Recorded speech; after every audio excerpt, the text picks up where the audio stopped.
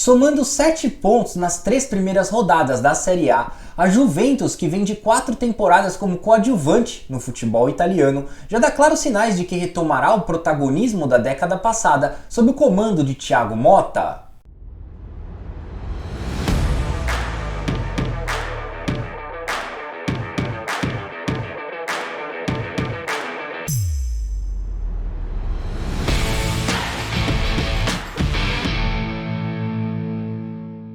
Promissor. Assim podemos definir este novo ciclo da Juventus agora sob a liderança do jovem treinador Thiago Motta, de 42 anos de idade, que em apenas 3 jogos no cargo já revolucionou a equipe, o que não era difícil de se imaginar pelo fato de que há anos a Juventus vinha praticando aquele futebol conservador e pragmático implementado pelo antecessor Massimiliano Allegri, que até funcionou em sua gloriosa primeira passagem pelo clube, composta pela conquista de 11 títulos, dentre os principais 5 scudetos da Série A, além de 2 vice-títulos da Champions League, mas que não resultou em nada, a não ser na ira da torcida após o seu regresso à Juventus em 2021. Lembrando que Maurício Sarri e Andrea Pirlo também dirigiram o time neste ato de 2 temporadas que envolveram a saída e o retorno de Allegri ao clube de Turim, marcado também de maneira negativa devido à fraude relacionada à manipulação de balanços financeiros cometida pela Juve.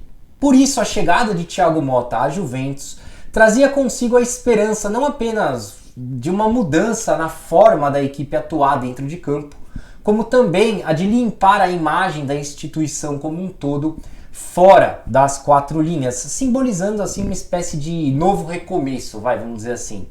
Por este motivo, com a finalidade de montar um time com o perfil e com as características do treinador ítalo-brasileiro, a cúpula diretiva da Juventus não mediu esforços e investiu um montante de 164,8 milhões de euros em contratações neste meio de ano, sendo assim a janela mais cara da Juventus desde a temporada 2019-2020. Aliás, uma janela bastante qualificada de ótimas contratações por parte dos bianconeri, tendo em vista que desembarcaram na capital do Piemonte para defender as cores da Juve os jogadores Theo Koopmeiners, Douglas Luiz, Kefren Thuram, Juan Cabal, Nico Gonzalez, Francisco Conceição, Michele de Gregório, além do zagueiro Pierre Kalulu. Por outro lado, ao mesmo tempo que 8 novos atletas chegaram, outras dezenas fizeram o caminho inverso ao deixarem a Juventus, saídas que renderam ao clube o total de 103,5 milhões de euros para equilibrar um pouco mais essa balança aí, né?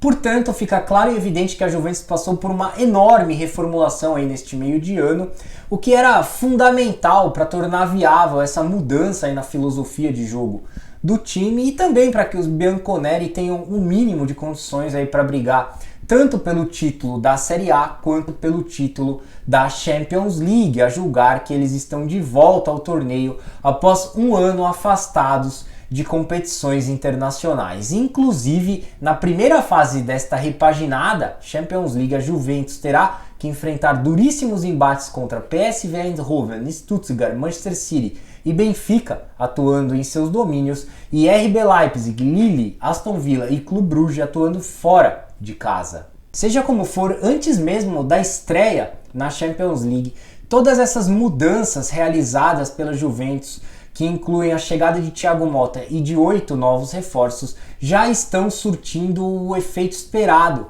no clube italiano. Tanto é que os bianconeri lideram a Série A ao lado de Inter de Milão, Torino e Udinese, todos contabilizando 7 pontos ganhos após o encerramento da 3ª rodada. Todavia, o mais curioso neste início de campanha dos pupilos de Thiago Motta é que eles ainda não foram vazados na competição, o que significa que Michele de Gregório ainda não sofreu gols vestindo a camisa de seu novo clube. Vale ressaltar que a Juventus começou a sua caminhada na nova temporada da Série A, vencendo as equipes de Como e Hellas Verona ambas por 3-0 nas duas primeiras rodadas. Ah, mas a tabela colaborou com a Juve. Bom, se a gente analisar que esse mesmo Hellas Verona bateu o Napoli de Antonio Conte por 3-0 na rodada inicial, nestas mesmas circunstâncias, atuando em Verona, chegaremos à conclusão de que a Juventus conseguiu um grande resultado. Por sinal, a Juventus precisou de 45 minutos para confirmar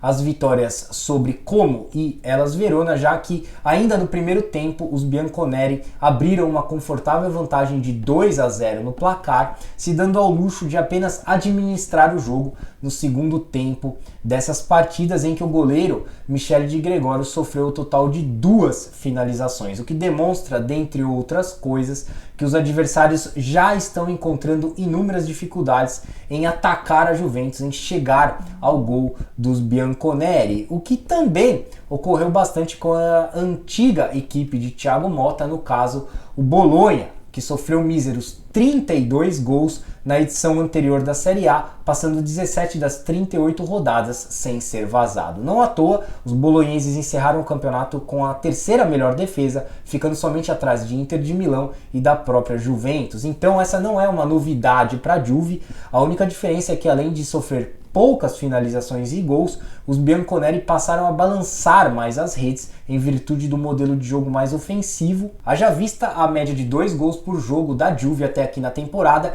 em decorrência dos 6 gols marcados em 3 jogos disputados, então já incluindo aí o empate em 0-0 com a Roma no Allianz Stadium, que acabou dissipando 100% de aproveitamento da Juventus no campeonato, em meio a um jogo muito disputado na parte física, né, com dois times extremamente combativos, bem de acordo com a característica de seus treinadores, mas ambos pobres na criação. De qualquer modo, um resultado pior para a Juventus, que jogava em casa e era considerada a favorita por conta do péssimo início de temporada da Roma, composto por um empate sem gols com o Cagliari e uma derrota por 2-1 em pleno Estádio Olímpico para o Empoli. Ainda assim, a Juventus segue na liderança com a melhor defesa e o segundo melhor ataque da Série A, dando claros sinais de evolução nos pouco mais de 2 meses sob a batuta de Thiago Motta. Além disso, o técnico ítalo-brasileiro também vem se destacando pelo trabalho desenvolvido junto aos jovens das categorias de base, tendo em vista que ele promoveu ao time principal da Juventus